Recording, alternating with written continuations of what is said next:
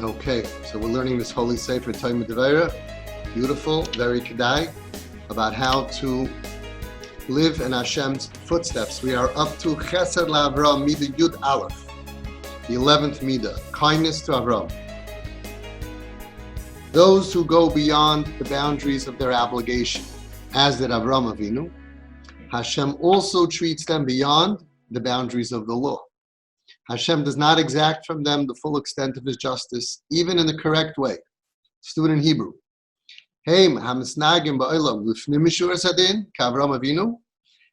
Gam HaKadosh Baruch Hu misnag imahem lifnim mishur sadin. Einoi mamid imayim hadin al tokfoi af loy b'derech hayosheh.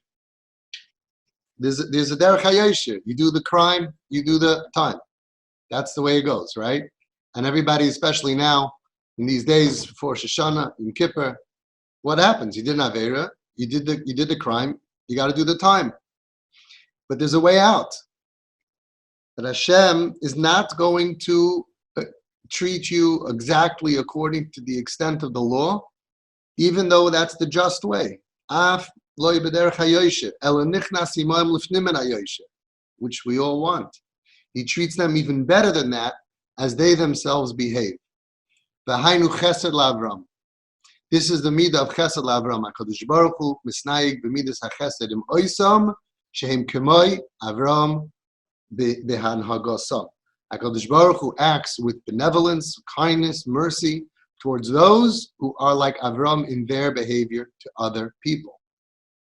Gam ha'adam, so to us. Im hayoshim kol adam yeh misnayig b'tzedek v'yoshev b'mishpat. He should be righteous, correct, and just in his dealings with all people. But he should go beyond the boundaries of the law with those who are good and pious. If he is slightly patient with other people, then with these people he should be much more so. He should have mercy on them. He should go beyond the dictates of justice with which he acts towards others. These people should be very esteemed and beloved to him. Chashuvim ma'od lefanav. Chashuvim lefanav ma'od ma'od mechavivim loy. And be among his companions. V'hem yu me'anshe chevrasa.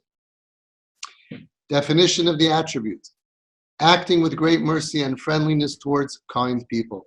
When we act with special kindness and consideration towards those whom we know to be especially kind and giving, and treat them with greater mercy, patience, and forgiveness than we would treat regular people, we awaken Hashem's merciful attribute of kindness to Avram, Chesed LaAvram, bringing that element of mercy into the world. The way little me, little you, we behave, it opens a tzina or a pipe in Shemayim, and Hashem adds to the whole world this element of mercy that we need so much. Practical example. The Sachs family were sitting together for the Shabbos meal. Suddenly, their son Naftali, who sat next to the window, felt a drop of water splash onto his face. "Hey, I got wet," he said. "Is it raining or something?" asked his father. "That's unusual for this season." Rabbi Sachs went up to the window and looked outside. He too felt a drop of water fall out of the clear blue sky. He looked up and quickly saw the cause. The air conditioner of the Grosses, their upstairs neighbor, was dripping onto their windowsill, from which it splashed into their home. "Let's put a bucket on the windowsill to catch the water," suggested Naftali. "No, don't do that," said the father. "Water that drips from an air conditioner is noilid, it's a kind of muktzah.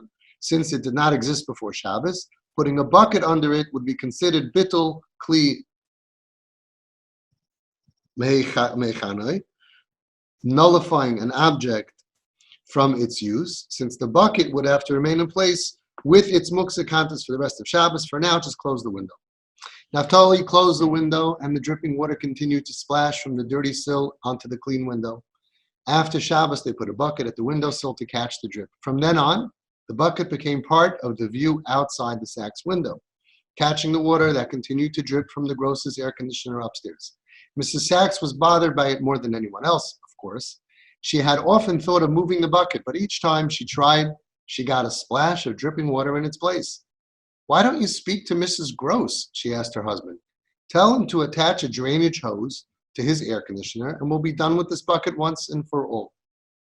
Yes, of course you're right. I was actually meaning to talk to him about it. But, you see, I don't want to bother him. He's so busy, you know. He runs a big charity organization that helps people. He hardly has time to breathe. More than once I passed by him while he was talking to a sick person on his cell phone. I did not want to disturb him.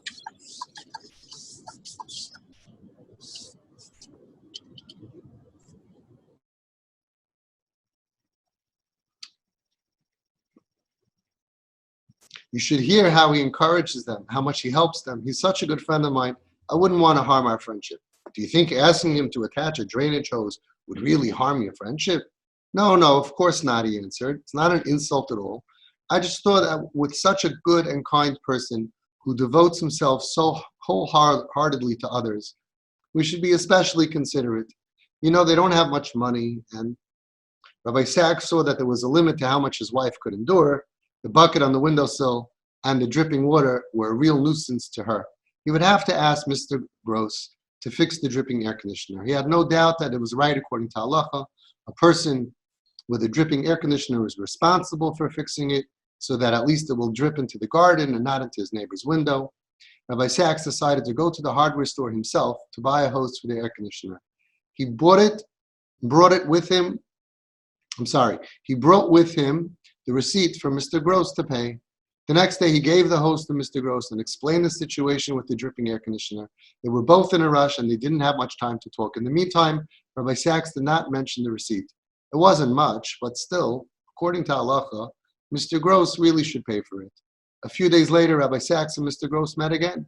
Rabbi Sachs really wanted to mention something about the receipt, but he refrained at the last moment. With such a kind person who was so devoted to helping others, how could he not be so forgiving?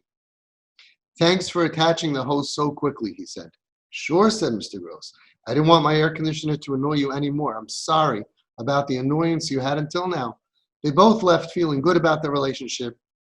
Through the hose he bought, the air conditioner's water flowed down into the garden, and through the pipeline of forgiveness he created, Hashem's blessing flowed down into the world. Source of the attribute. When people generally conduct their dealings with others by standards of what is right and fair, but then they go beyond the dictates of fairness when dealing with those who are especially kind and good, Hashem sees this and likewise shows a special degree of mercy towards those who are especially merciful.